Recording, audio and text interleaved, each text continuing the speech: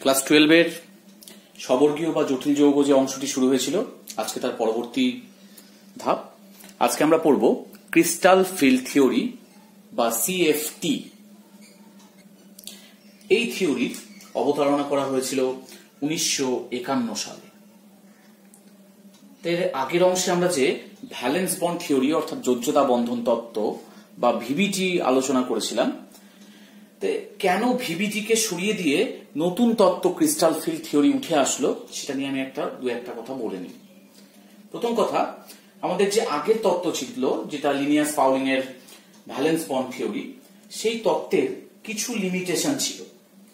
Limitation number 1, যেমন আমরা আগে দেখেছিলাম যে NiCl4 2- আবার NiCN4 2-,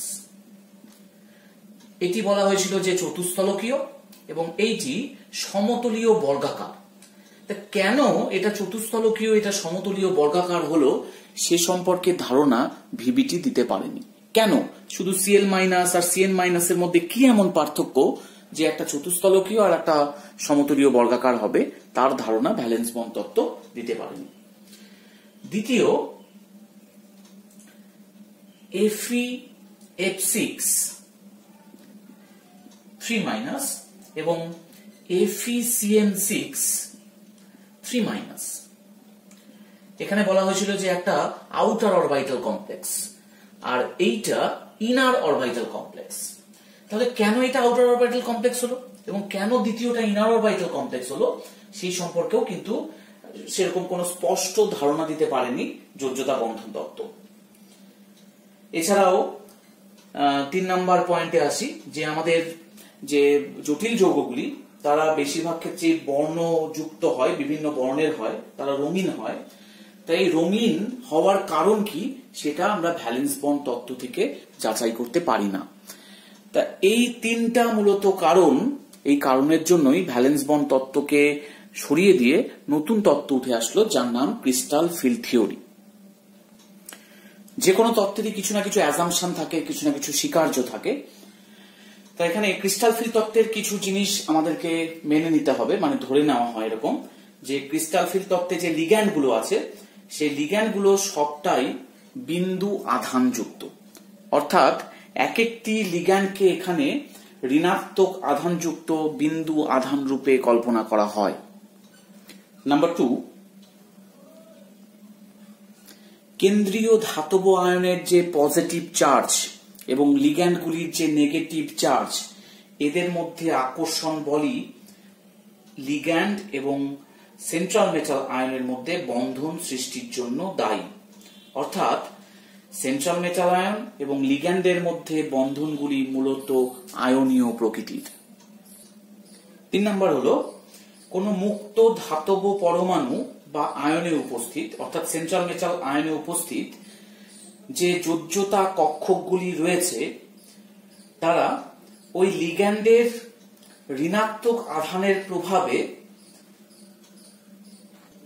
শক্তি পরিবর্তিত হয় এবং একটা সময় এসে সেই যে যোজ্যতা কক্ষকগুলি রয়েছে তাদের বিভাজন ঘটে। এটাকে বলা হয় স্প্লিটিং অফ অরবিটালস। তাহলে আমরা দেখলাম যে লিগ্যান্ডগুলোকে প্রথমেই নেগেটিভ আধানযুক্ত বিন্দু আধান হিসাবে কল্পনা করতে হবে। দ্বিতীয়ত, ধাতু এবং লিগ্যান্ডের মধ্যে বন্ধনটা আয়নীয় প্রকৃতির হবে, এগুলো অ্যাজাম্পশন কিন্তু ধরে নেওয়া হচ্ছে। এবং তৃতীয়ত, লিগ্যান্ডের যে নেগেটিভ আধান তার প্রভাবে যোজ্যতা কক্ষকের অর্থাৎ কেন্দ্রীয় পরমাণুর যোজ্যতা কক্ষকের একটা স্প্লিটিং ঘটবে, তাদের একটা শক্তিমাত্রার বিভাজন ঘটবে। এই স্প্লিটিং অফ অরবিটালস বলা হচ্ছে এটাকে। এই splitting of orbitals P, D বা এফ কক্ষকের ঘটতে পারে। তা আমরা এখানে মূলত আমাদের যে সিলেবাস অনুযায়ী মূলত স্প্লিটিং অফ ডি অরবিটালসই আছে এখানটায়। আমরা পি এবং এফ অরবিটালের স্প্লিটিং নিয়ে আলোচনা করব না। তা আমরা শুধু দেখে নিই যে ডি অরবিটালের স্প্লিটিং বলতে আমরা কি বুঝি। তা প্রথমে আমাদের ডি অরবিটাল গুলো কেমন হয় সেটা একটু দেখে নিই।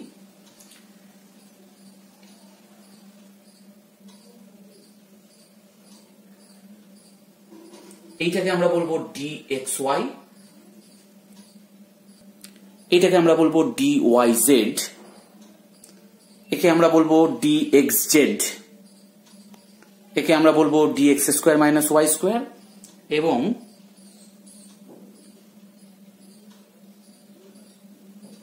একে আমরা বলবো DZ²। তা প্রথমে আঁকি যে এটা একটা সেন্ট্রাল মেটাল আয়ন, এটা একটা ফ্রি আয়ন। ফ্রি আয়ন বলতে এর চারিপাশে কোনো লিগ্যান্ড নেই। এবার আমরা চিন্তা করে নিচ্ছি যে ফ্রি আয়নের চারপাশে লিগ্যান্ড আসতে শুরু করলো। তাহলে কি হবে, ফ্রি আয়নের 6 দিক থেকে অর্থাৎ এক্স অক্ষ বরাবর, ওয়াই অক্ষ বরাবর এবং জেড অক্ষ বরাবর লিগ্যান্ডগুলি আসতে শুরু করবে। এটা একটা লিগ্যান্ড, এটা একটা লিগ্যান্ড, তাহলে 6 দিক থেকে 6টা লিগ্যান্ড আসছে, অর্থাৎ লিগ্যান্ডগুলো চারিদিক থেকে সেন্ট্রাল মেটাল আয়নকে ঘিরে ধরেছে।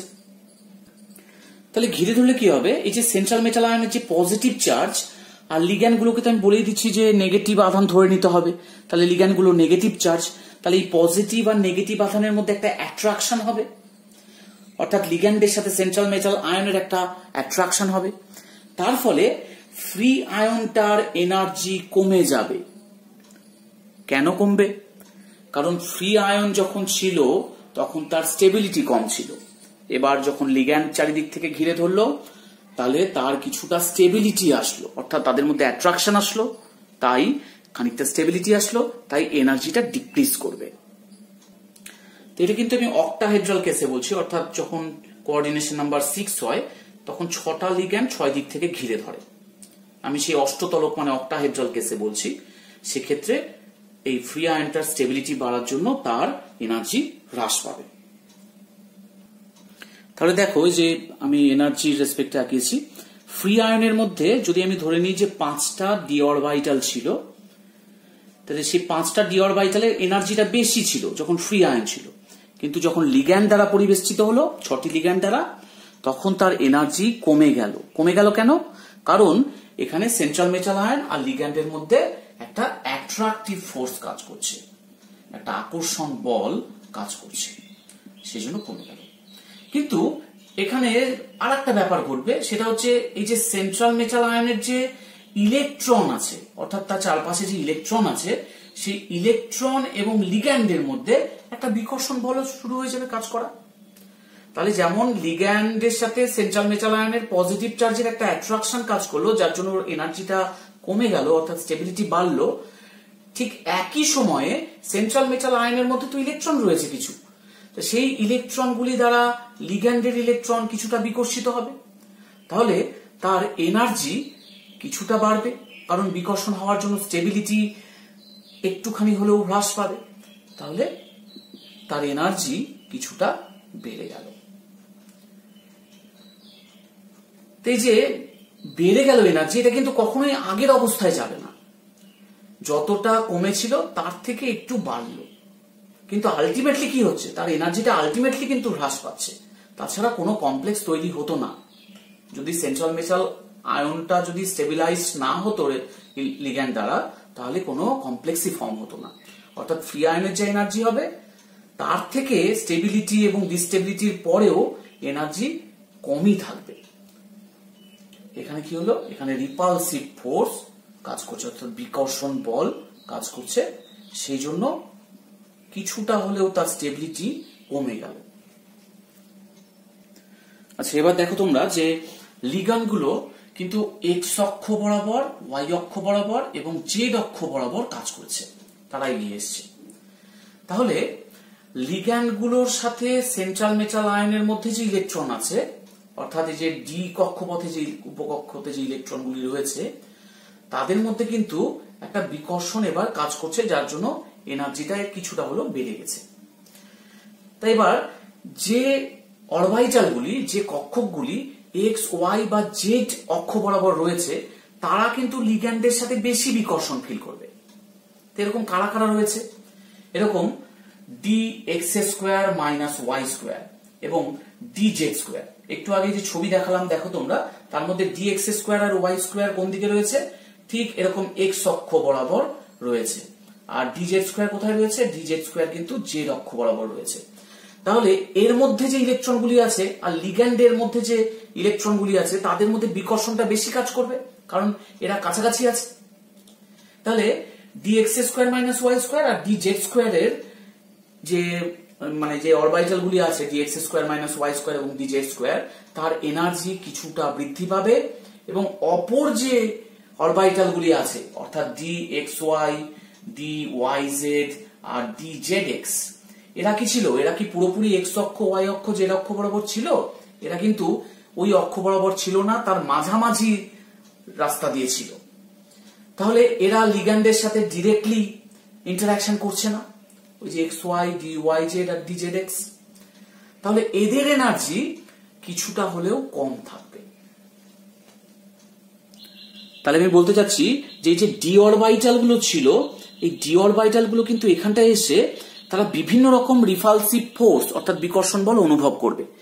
dx square minus Y square আর dz স্কোয়ার কিছুটা বেশি রিপালশন অনুভব করবে এবং dxy, dyz ও dzx কিছুটা কম রিপালশন অনুভব করবে। তাহলে এই এনার্জির এই যে পাঁচটা যে ডি অরবিটাল, তার একটা স্প্লিটিং ঘটবে, উপরের দিকে দুটো যাবে এবং নিচের দিকে তিনটা থাকবে। তো উপরের দিকে কারা গেল? যারা বেশি বিকর্ষণ অনুভব করলো, অর্থাৎ dx square minus Y square এবং dz স্কোয়ার। আর নিচের দিকে কারা থাকলো? dxy, dyz, dzx।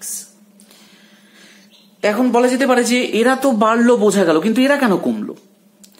আসলে এইখানটায় যদি আমি এনার্জিটাকে সেম রাখতে চাই, তাহলে আমার যদি একটা বেড়ে যায়, দুটোর যদি এনার্জি বেড়ে যায়, তাহলে এই তিনটার এনার্জি কমতে হবে এবং এমন ভাবে এটা ব্যালেন্স হবে যে আলটিমেটলি যেন ব্যাপারটা জিরো হয়ে যায়। তাছাড়া শক্তির সংরক্ষণ সূত্র মেনটেন হবে না। অর্থাৎ দুটো শক্তি যে পরিমাণ বৃদ্ধি পেল, এই তিনটাকে ঠিক সেই পরিমাণে কমতে হবে। তাছাড়া এই জায়গাটায় যে শক্তি সংরক্ষণ সূত্র হওয়ার কথা সেটা কিন্তু পালিত হবে না। তাহলে আমি যেটা বলতে চাচ্ছি সেটা হচ্ছে এইরকম দাঁড়ালো যে পাঁচটা ডি অরবিটাল ফ্রি আয়নের ক্ষেত্রে তাদের এনার্জিটা বেশি ছিল। যখন তারা লিগ্যান্ড দ্বারা পরিবেষ্টিত হলো, 6টি লিগ্যান্ড দ্বারা, তখন তার এনার্জিটা কমে গেল। তার কমে যাওয়ার কারণ হচ্ছে সেন্ট্রাল মেটাল আয়নের পজিটিভ চার্জ এবং লিগ্যান্ডের নেগেটিভ চার্জের মধ্যে একটা অ্যাট্রাকশন কাজ করলো। তাহলে এখানে অ্যাট্রাকটিভ ফোর্সের জন্য তার এনার্জিটা কমে গেল।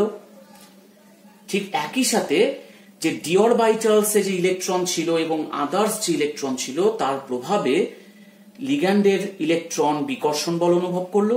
তার জন্য কমপ্লেক্স যেটা তৈরি হবে তার কিছুটা স্টেবিলিটি হ্রাস পেল। হ্রাস পাওয়ার জন্য আবার কিছুটা উপরে গেল, কারণ স্টেবিলিটি এবার কমে গেছে কিছুটা। তাহলে এটা রিপালসিভ ফোর্সের জন্য কিছুটা উপরে গেল বিকর্ষণ বল, রিপালসিভ ফোর্স। তারপরে আমরা দেখতে পাবো যে এটা তো অষ্টতলক কেস, অষ্টতলক অক্টাহেড্রাল কেসে। সেক্ষেত্রে 6টি লিগ্যান্ড এমন ভাবে আসছিল যে তারা এক্স ওয়াই অক্ষ বরাবর আসছিল। কিভাবে? যে এম যদি সেন্ট্রাল মেটাল আয়ন হয়, অষ্টতলক তো এরকম হয়, এরকম 6 দিক থেকে 6টা লিগ্যান্ড তাকে ধরে থাকে। তাহলে এক্স ওয়াই অক্ষগুলো কেমন হয়? এটা যদি আমি ধরে নিই যে এটা এক্স অক্ষ, এটা ওয়াই অক্ষ, আর এইটা আমাদের জেড অক্ষ। তাহলে এক্স অক্ষ বরাবর কে রয়েছে? একটা অরবিটাল রয়েছে যাকে বলা হয় dxy। তাহলে dxy রয়েছে, আর এখানটায় রয়েছে কে? dz স্কয়ার রয়েছে জেড অক্ষ বরাবর। তাহলে dx square minus Y square রয়েছে আর dz স্কয়ার রয়েছে। তাহলে এই অরবিটাল গুলো যেহেতু লিগ্যান্ডের অভিমুখে রয়েছে, তাদের লোবগুলো, তাই এরা বেশি বিকর্ষণ অনুভব করবে, তাই এদের এনার্জি কিছুটা বেড়ে যাবে। তাহলে এই স্তর থেকে এদের দুজনের এনার্জি বেড়ে গেল। তাহলে অপরগুলো যেগুলো ছিল অর্থাৎ dxy, dyz এবং dzx, তারা কিন্তু এক্স ও ওয়াই অক্ষ, জেড অক্ষের মাঝামাঝি দিয়ে আসছিল তাদের লোবগুলো। তাই তারা লিগ্যান্ডের সাথে ডিরেক্টলি ইন্টারঅ্যাক্ট করতে পারছে না, তাই তাদের এনার্জি কিছুটা কমে যাবে। তাহলে কমলো কেমন? কমলো এই তিনটার ক্ষেত্রে আর বাড়লো এই দুটোর ক্ষেত্রে, যেটা dx square minus Y square dz square, আর কমলো dxy dyz এবং dzx, এই তিনজনের ক্ষেত্রে কমে গেল। এবং এই যে বৃদ্ধি পাবে এবং হ্রাস পাবে এটা এমন ভাবে হবে যাতে মোট বৃদ্ধি ও হ্রাসের যোগফলটা শূন্য হয়, অর্থাৎ এখানে শক্তির সংরক্ষণ সূত্র কিন্তু মেনটেন করতে হবে। তার মানে আমি যদি ধরে নিই যে এখানটায় এক্স পরিমাণ বৃদ্ধি পেল প্রতিটা অরবিটাল, তাহলে এটাও এক্স বৃদ্ধি পেয়েছে এনার্জি, এটাও এক্স বৃদ্ধি পেয়েছে এনার্জি, আর হ্রাস পেল কত, ওয়াই করে হ্রাস পেল। তাহলে বলতে পারি দুটো অরবিটাল 2x বৃদ্ধি পেয়েছে আর তিনটে অরবিটাল 3y হ্রাস পেয়েছে। তাহলে যেন এরকম হয় যে 2x ইকুয়ালস টু 3y, তাছাড়া 2x ইকুয়ালস টু 3y না হলে টোটাল শক্তির সংরক্ষণ সূত্রটা কিন্তু এখানটায় মেনটেন হবে না। অর্থাৎ এখানে এক একটা x কত হবে, এক একটা x হবে 3/2y। তো এই যে গ্যাপ, এই গ্যাপটাকে যদি আমি ডেল্টা ও দিয়ে বলি তাহলে আমি বলতে পারি x plus y equals to delta O, অর্থাৎ এইদিকে x উঠেছে এদিকে y নেমেছে, তাহলে ডেল্টা ও। এটাকে ডেল্টা ও দিয়ে বলা হয় ও ফর অক্টাহেড্রাল অর্থাৎ অষ্টতলকীয়। এই যে এনার্জি গ্যাপটা এটাকে ডেল্টা ও দিয়ে বলে, তাহলে x প্লাস ওয়াই এটা ডেল্টা ও। তাহলে আমরা পেয়েছিলাম যে x মানে 3/2y, তাহলে 3/2y plus y equals to delta O. তাহলে y ইকুয়ালস টু কত পাবো, এটা হবে 0.4 ডেল্টা ও। সিমিলারলি x হবে 0.6 ডেল্টা ও। তাহলে এখানকার গ্যাপ হলো উপরের দিকে গেলে 0.6 ডেল্টা ও শক্তি বাড়বে, অর্থাৎ স্টেবিলিটি ওখানে কমে যাচ্ছে, আর নিচের দিকে আসলে পরে 0.4 ডেল্টা ও হবে। অনেক সময় ডেল্টা ও কে 10 ডিকিউ এইভাবেও লেখা হয়।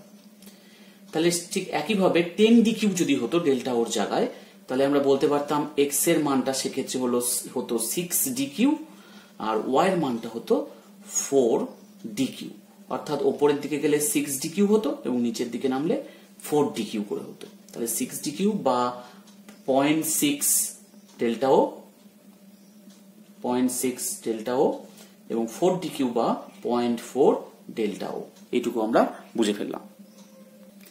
এই যে সেন্টারের রেসপেক্টে এনার্জিটা ভাঙলো, অর্থাৎ এই যে সেন্টার ছিল তার থেকে 6 ডিকিউ করে বাড়লো বা তার থেকে 4 ডিকিউ করে কমলো, এই সেন্টারটাকে বলা হয় ব্যারি সেন্টার। ব্যারি সেন্টার, এই ব্যারি সেন্টারের ওপরে যখনই যাবে তখন তার স্টেবিলিটি কমবে, নিচের দিকে আসলে স্টেবিলিটি বাড়বে। তার মানে আমি যে লাইনটা ড্র করলাম ডট ডট লাইন, এটাকে বলা হচ্ছে কি ব্যারি সেন্টার। ঠিক আছে,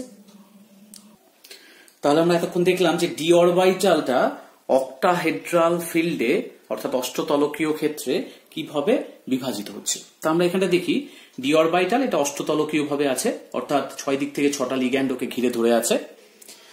এবার দেখো যে এখানটায় দুটো লেভেলে স্প্লিট করলো, ওপরেরটা এবং নিচেরটা, তাদের মধ্যে গ্যাপ কত, ডেল্টা ও। এই সেন্টারটা ব্যারি সেন্টার, এর সাপেক্ষে 6 ডিকিউ উপরে গেছে, 4 ডিকিউ নিচে নেমেছে। তো এটাও একটা কেস, এটাও অক্টাহেড্রাল কেসেই হচ্ছে, কিন্তু এখানে স্প্লিটিংটা বড়, যদিও আমরা লিখেছি কিন্তু ডেল্টা ও বা 10 ডিকিউ, কিন্তু এখানে গ্যাপগুলো অনেকটা বেশি হচ্ছে। তো এরকম দুই কেসে দুরকম ছবি আঁকানো হলো কেন?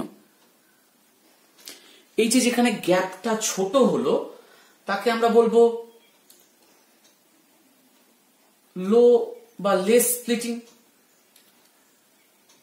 লেস স্প্লিটিং অর্থাৎ স্প্লিটিংটা কম। আর যেখানে স্প্লিটিং বেশি হয়েছে তাকে বলবো লার্জার স্প্লিটিং, অর্থাৎ স্প্লিটিংটা এখানটায় বেশি। তাই যে স্প্লিটিং বেশি বা কম হচ্ছে এটা কিন্তু কিছু জিনিসের উপর নির্ভর করে।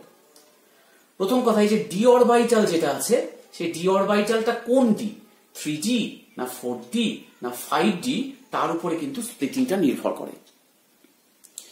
যদি 3D হয় তাহলে স্প্লিটিংটা কম হয়, 4D হলে তার থেকে স্প্লিটিং বেশি হয় এবং 5D হলে আরো স্প্লিটিং বাড়ে।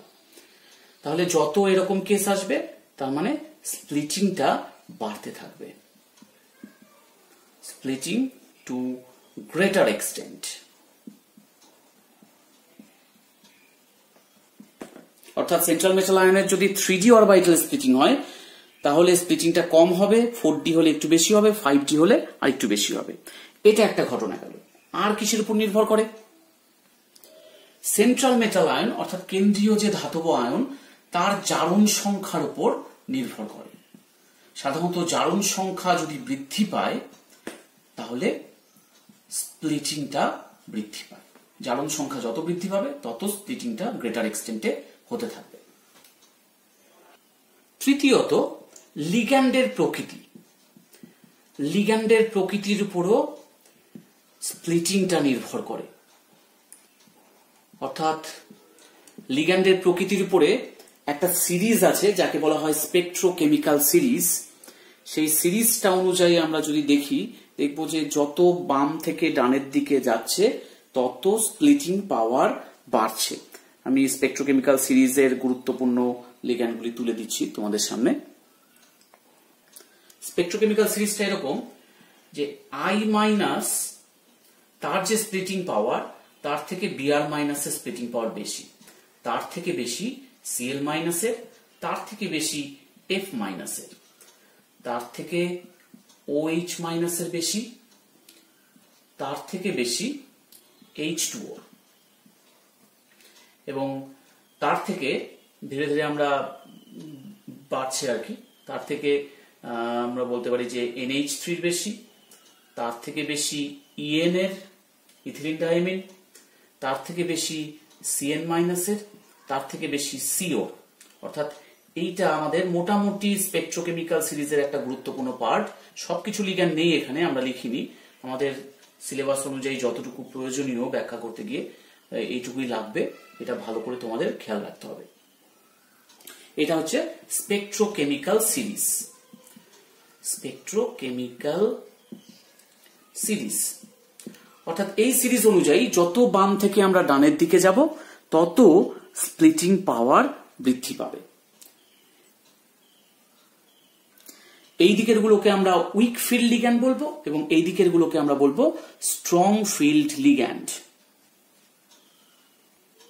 তাহলে মোটামুটি আমরা যদি I- থেকে H2O পর্যন্ত দেখি, আমরা বলবো এদেরকে উইক ফিল্ড লিগ্যান্ড।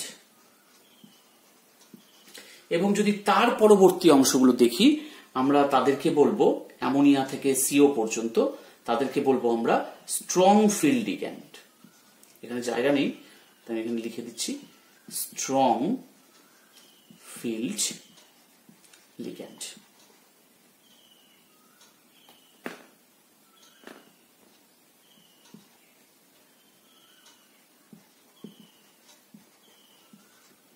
তাহলে আমরা লিগ্যান্ডকে দুই ভাগে ক্লাসিফাই করতে পারি। একটা উইক ফিল্ড লিগ্যান্ড যাদের ক্ষেত্রে স্প্লিটিংটা কম হয়, এবং যারা স্ট্রং ফিল্ড লিগ্যান্ড তাদের ক্ষেত্রে স্প্লিটিংটা বেশি হয়। এবং দুটো স্ট্রং ফিল্ড লিগ্যান্ডের মধ্যে আবার অ্যামোনিয়ার যতটা স্প্লিটিং হবে সিওর তার থেকে বেশি স্প্লিটিং হবে।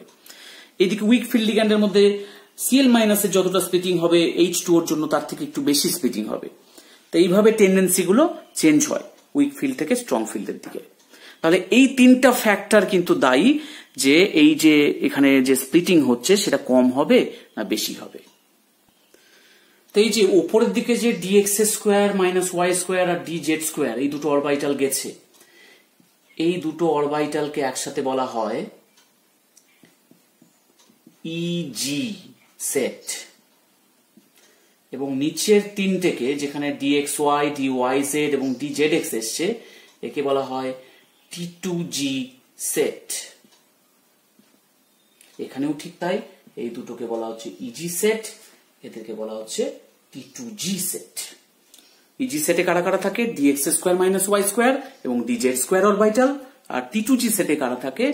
dxy, dyz, dzx। এখন আমরা দেখব যে এই যে স্প্লিটিং হওয়ার পরে যে EG সেট এবং T2G সেট হচ্ছে তাতে ইলেকট্রন ফিলিং কেমন করে হচ্ছে, অর্থাৎ ইলেকট্রন পূরণ কেমন করে হচ্ছে। তা ডি অরবিটালে যদি 5টি ইলেকট্রন থাকে তাহলে প্রথমে তো low energy orbitals fill up হবে। তাহলে প্রথমে একটি করে ফিল আপ হবে, 3টা হলো, প্রত্যেকের ঘূর্ণন একই দিকে আছে। তাহলে চতুর্থ ইলেকট্রনটা কোথায় আসবে, এখানে আসবে না এখানে যাবে? যেহেতু স্প্লিটিং কম হয়েছে এক্ষেত্রে, তাহলে চতুর্থ ইলেকট্রনটা এখানটায় যাবে এবং পঞ্চম ইলেকট্রন এখানটায় যাবে। এবার যদি 6টা ইলেকট্রন হয় তবে ষষ্ঠ ইলেকট্রনটি এখানে হতে থাকবে, পূরণ হবে। সপ্তম ইলেকট্রন আবার এখানে আসবে, অষ্টমটা এখানে আসবে, তারপরে নবম দশম পূরণ হবে। কিন্তু এই কেসে, অর্থাৎ যেখানে স্প্লিটিংটা লার্জ, সেখানে ইলেকট্রন একটি প্রথমে এখানে আসলো, 2, 3, চতুর্থ ইলেকট্রন এখানটায় যাবে না, কারণ গ্যাপ বেশি অনেক, তাই ইলেকট্রন এখানেই স্থান পাবে। তাহলে 4, 5, 6। 7 নাম্বার যদি ইলেকট্রন আসতো তখন সেটি এইখানটায় যেত, তখন 7, 8, তারপরে 9, 10 এইভাবে ফিল আপ হতো।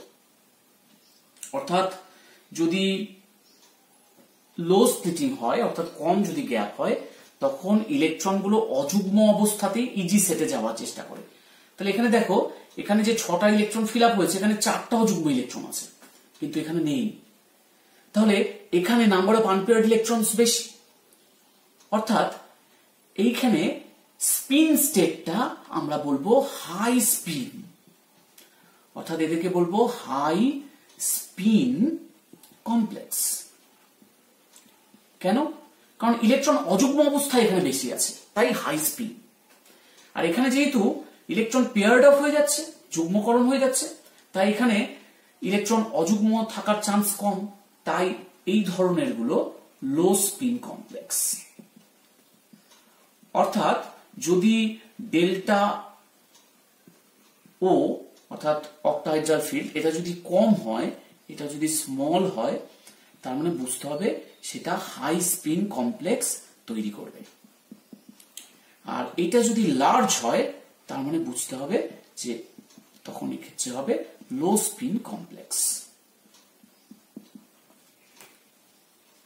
আমরা প্রত্যেকটা ক্ষেত্রে এবার ইলেকট্রন বিন্যাস দেখে নিই, যেটা হাই স্পিন এবং লো স্পিন, অর্থাৎ যেখানে লার্জ গ্যাপ এবং যেখানে লো গ্যাপ আছে, সেক্ষেত্রে ইলেকট্রন বিন্যাস কিরকম হবে। তা প্রথমে আসি D1 সিস্টেম। এটা একটা D1 সিস্টেম, একটা ইলেকট্রন আছে। তাহলে T2G সেটে নিশ্চয়ই ইলেকট্রনটা আসবে, কারণ এটা আগে ফিল আপ হবে, তারপরে এখানে যাবে। এবং এইখানেও কিন্তু T2G সেটে আগে আসবে, কারণ একটা ইলেকট্রন আছে। তাহলে এক্ষেত্রে ইলেকট্রন বিন্যাস আমরা লিখতে পারি T2G1 Eg0। এখানেও ঠিক তাই, T2G1 Eg0, অর্থাৎ D1 কেসে দুটো ক্ষেত্রেই সেম হলো হাই স্পিন এবং লো স্পিন এবং হাই স্পিন কেসে। এবার আমরা হিসাব করব crystal field stabilisation energy. Crystal field stabilisation energy, সংক্ষেপে বলা হয় CFSE।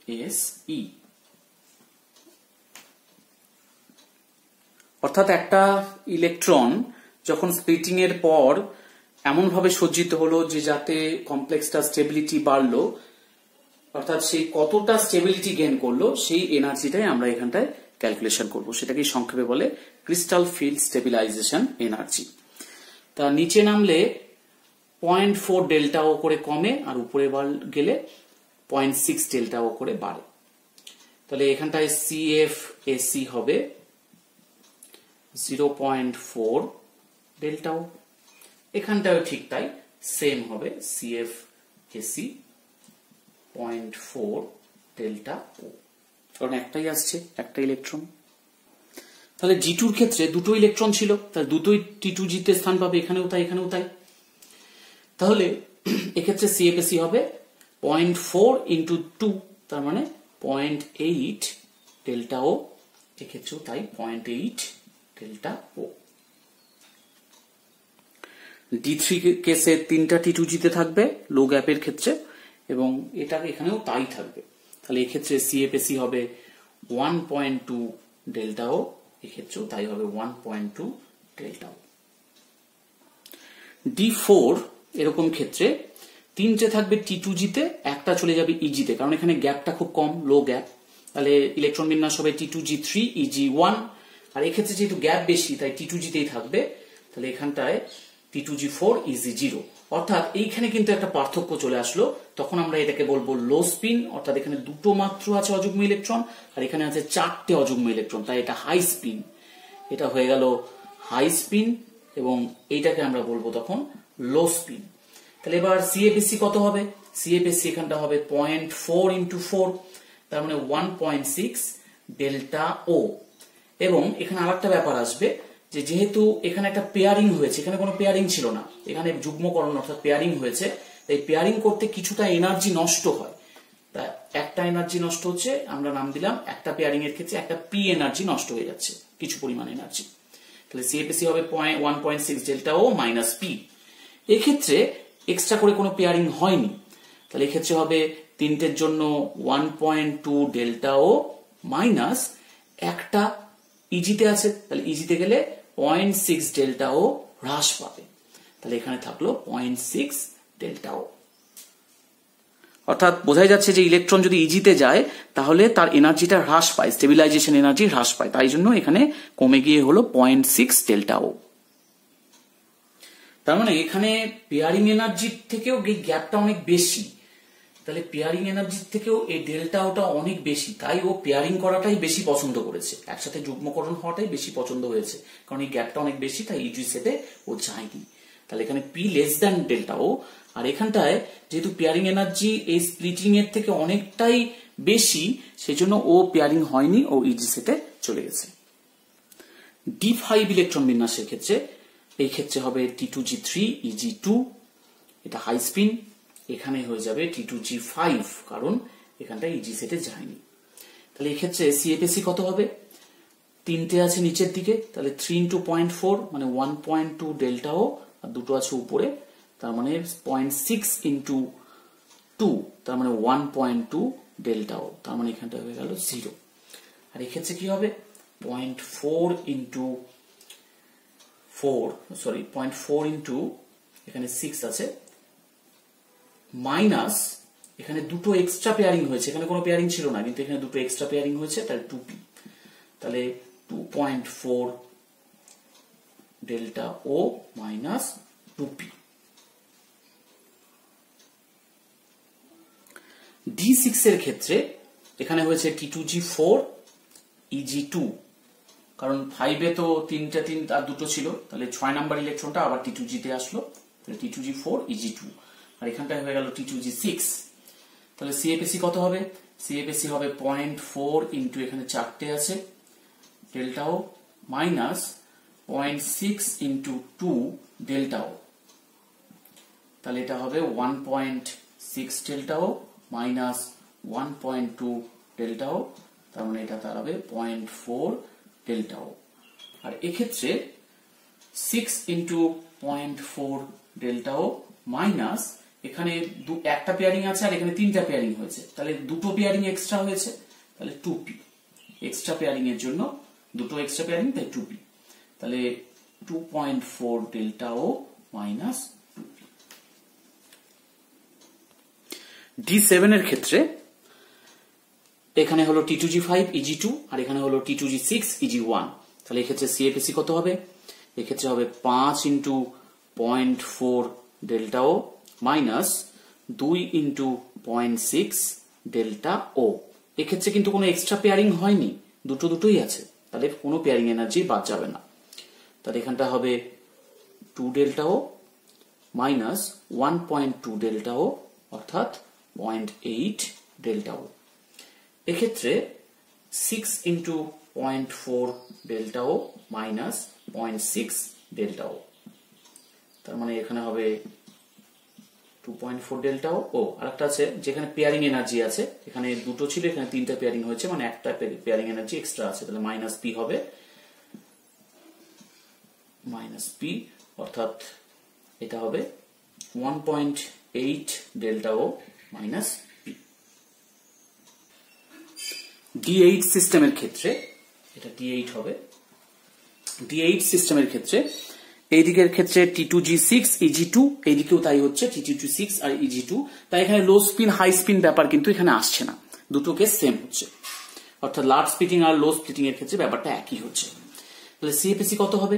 6 × 0.4 মাইনাস 2 × 0.6 ডেল্টা ও, তাহলে 2.4 আর এইদিকে থাকলো 1.2, তার মানে 1.2 ডেল্টা ও, এইদিকেও ঠিক তাই হবে 1.2 ডেল্টা ও, এখানে কোনো এক্সট্রা করে পেয়ারিং নাই কোথাও। D9 সিস্টেমের ক্ষেত্রে একই রকমের হবে এবং CFSE ভ্যালুটা দুজনের ক্ষেত্রে সেম হবে। D10 দুজনের ক্ষেত্রে একই ইলেকট্রন বিন্যাস হবে এবং দুজনের ক্ষেত্রে CFSE মানটা 0 হবে। তাহলে আমাদের ইলেকট্রন বিন্যাস যেগুলো দেখলাম আমরা, তাতে পার্থক্য কোথায় আছে? পার্থক্য আছে D4 এর ইলেকট্রন বিন্যাসে, পার্থক্য আছে D5, পার্থক্য আছে D6 এবং D7। এই চারটির ক্ষেত্রেই লো স্পিন হাই স্পিন কমপ্লেক্সের ব্যাপারগুলি আসবে, কিন্তু অন্যান্য কেসগুলিতে অর্থাৎ D1 থেকে 3 বা D8 থেকে D10 পর্যন্ত কেসে লো স্পিন হাই স্পিন আলাদা করে কোনো ব্যাপার নেই, শুধুমাত্র চারটের ক্ষেত্রে আমরা এই লো স্পিন হাই স্পিনকে ডিস্টিংগুইশ করতে পারি।